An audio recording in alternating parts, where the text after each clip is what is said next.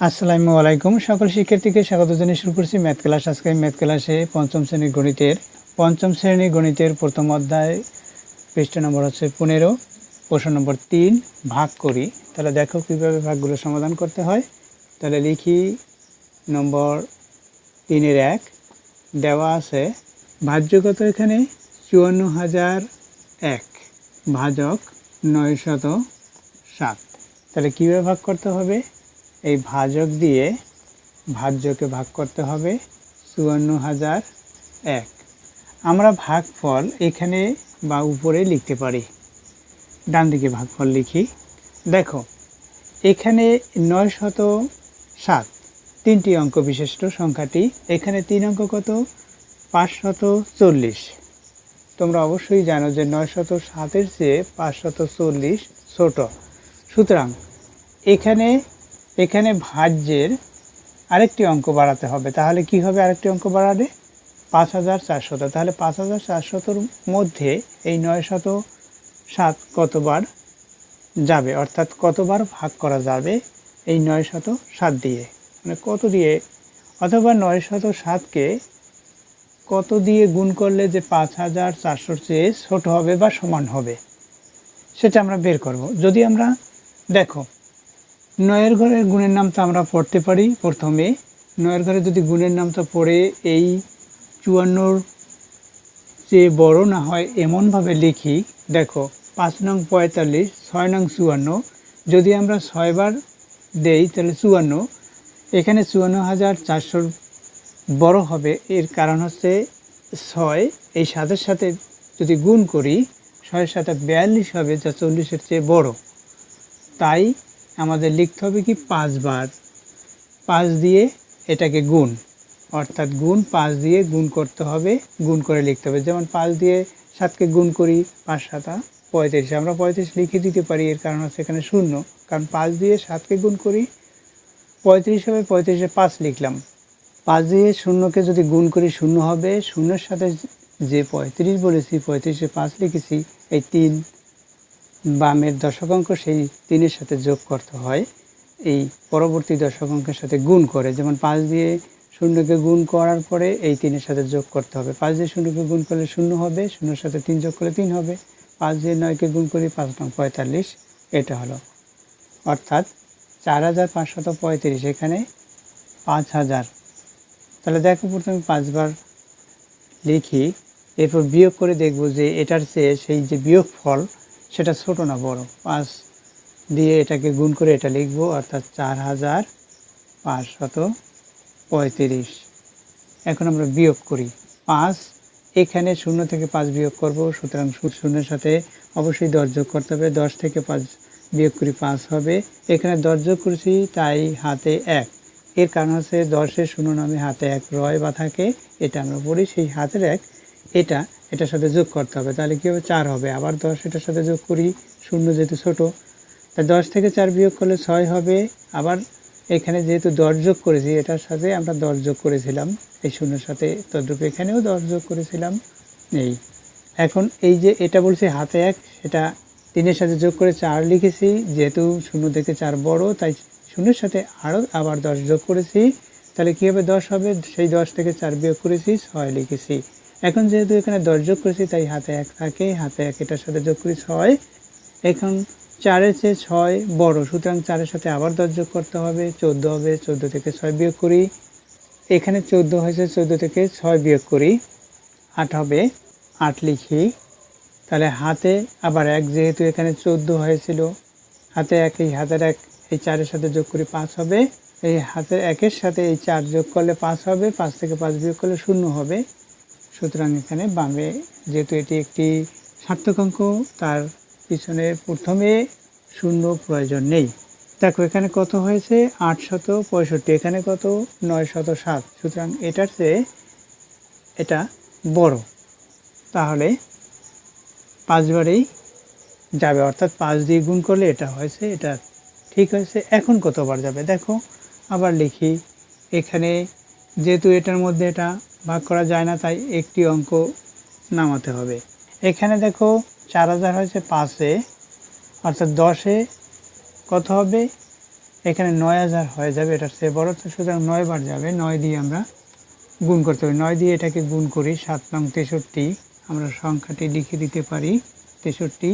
9 দিয়ে 9কে গুণ করি 81। এখন আমরা বিয়োগ করব, যেমন এখানে বিয়োগ করেছি এখানেও তো বিয়োগ করব। দেখো এখানে 1-এর ছোট 3 বড়, সুতরাং এই 1-এর সাথে 10 যোগ করলে 11 হবে। 11 থেকে 3 বিয়োগ করি 8।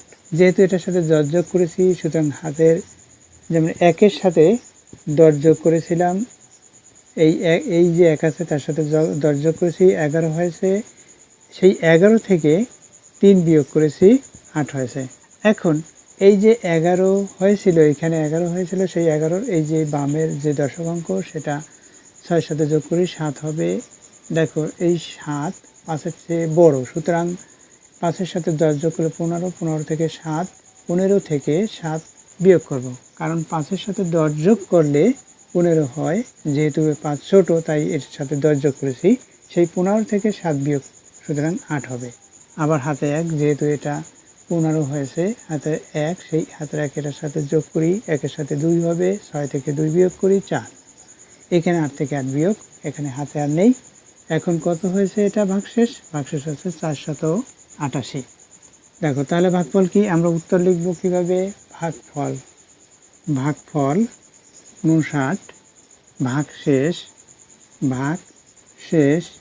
ভাগশেষ কত 488।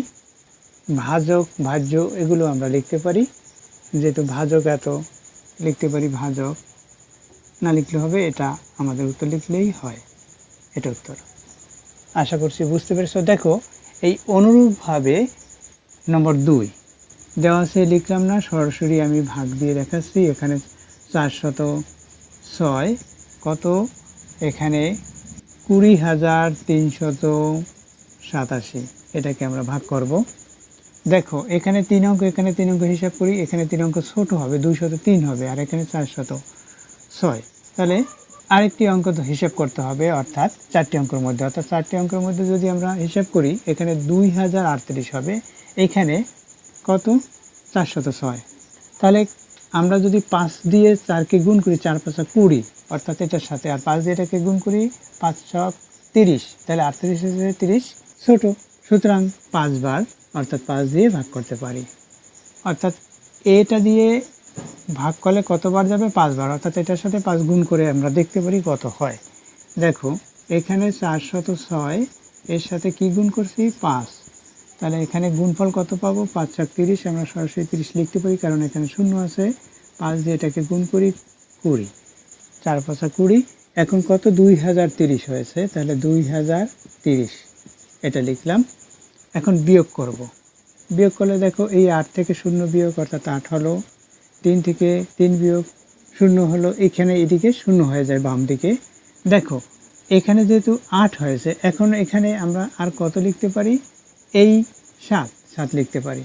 করবো, এটা ভাগশেষ হয়েছে ঠিক আছে কিনা, কারণ আমরা জানি ভাগফল গুণ ভাজক যোগ ভাগশেষ সমান ভাজ্য। এখন অবশ্যই তোমরা এটা বুঝতে পেরেছো যে ভাজ্য হবে না, অর্থাৎ এটা গুণ করলে, অর্থাৎ এটার সাথে এটা গুণ করলে 2030 হয়।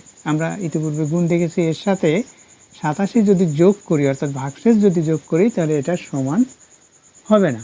তাই এখানে দেখো 400, অর্থাৎ আমরা যদি এটা 50 বার নিতাম, তাহলে একটা শূন্য বেড়ে যেত, তখন কিন্তু বিয়োগ করলে এটা হতো। তাহলে কি এখানে ভাগ ফল 50 হবে, এটা দিয়ে এটাকে ভাগ করা যাচ্ছে না, তাই আমাদের কি করতে হয়েছে, একটা শূন্য নিয়ে শূন্য দিয়ে এটাকে গুণ করলে গুণফল 0 হবে। এখন যদি আমরা বিয়োগ করি, তাহলে বিয়োগ করলে গুণফল 0, অর্থাৎ এই 0 দিয়ে এটাকে গুণ করে 3টি শূন্য, 0 2টি এবং 3টি লেখা একই।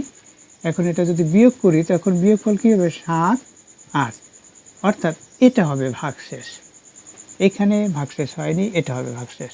তাহলে কি, এখন এটার সাথে এটা গুণ করি, যোগ এটা করি, দেখো এটা সমান হবে। অর্থাৎ আমরা জানি যে ভাগফল গুণ ভাজক যোগ ভাগশেষ সমান ভাজ্য। এখন যদি গুণ করি, এটা দিয়ে এটাকে যোগ এটা করি, তাহলে এই ভাজ্যর সমান হবে।